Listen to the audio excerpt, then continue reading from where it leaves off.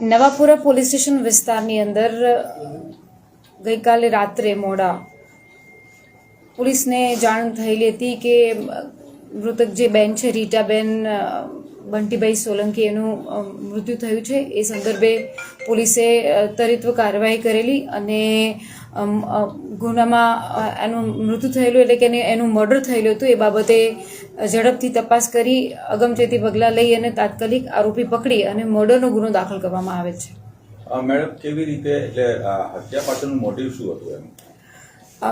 અત્યારે હાલ એમના પરિવારના જનોની પૂછપરછ ચાલે છે। એ પ્રમાણે પ્રારંભિક તબક્કે પતિ પત્ની વચ્ચે એકબીજા પર શક વહેમ હતો। એ બાબતે છેલ્લા કેટલાય સમયથી બંનેને અણબનાવ બનતો હતો। એ સંદર્ભે દિશા લાગે છે કે એના પતિને શક હોવાનો હોય અને એમાં આવેશમાં આવીને એણે એના પત્નીની હત્યા કરી હોય એવું પ્રારંભિક જણાઈ આવેલ છે। કેટલા વાગે બનાવ બન્યો, પોલીસને ઘટનાની જાણ ક્યારે થઈ અને પોલીસે સ્થળ પર પહોંચીને શું જોયું? મોડી રાત્રે આ બનાવ ડિનર સમયે એમના પરિવારમાં બોલાચાલીનું વાતાવરણ ઊભું થયેલું એટલે લેટ નાઇટ પોલીસ પાસે આ માહિતી આવેલી અને જેવી આ માહિતી આવેલી એ પ્રમાણે ઘટના સ્થળે જઈને તપાસ કરતા જે રીટાબેન જેનું મૃત્યુ થયું છે રીટાબેન સોલંકી અને એમના પતિ પર શક હતો તો એના પતિને તાત્કાલિક પોલીસની અલગ અલગ ટીમો શોધી લાવી અને પછી એમને તરત એમને પૂછપરછ માટે લાવ્યા હતા। પછી શકવહેમ જતા એની પર પૂછપરછ કરી અને પછી આગળની કાર્યવાહી કરી। કેવી રીતે હત્યા કરી?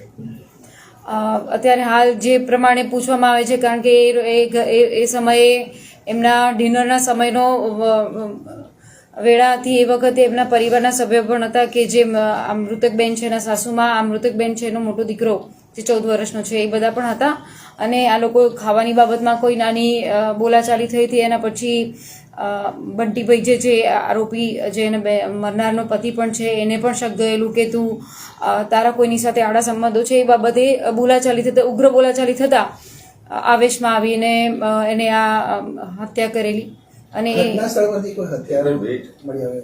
હા ઘટના સ્થળ પરથી જે ચપ્પુનો ઉપયોગ કર્યો છે એ ત્યાં મળી આવેલ છે। અમારી અલગ અલગ ટીમો લાગેલી હતી કારણ કે જેવી આપણને ખબર પડે કે કોઈ ગુનો દાખલ થયેલો છે તો એના નજીકના લોકો હોય એના સૌથી પહેલાં અમે રડારમાં હોય કારણ કે ઘરે આ હત્યા થયેલી હતી અને આ નવાપુરા વિસ્તારની અંદર અલગ અલગ એરિયાની અંદર એમના પડોશીઓ એમના પરિવારો જતી છાનબીન કરતા એનું લોકેશન ગુપ્ત માહિતી મેળવતા અમને મળતા એમને અટક કરેલી।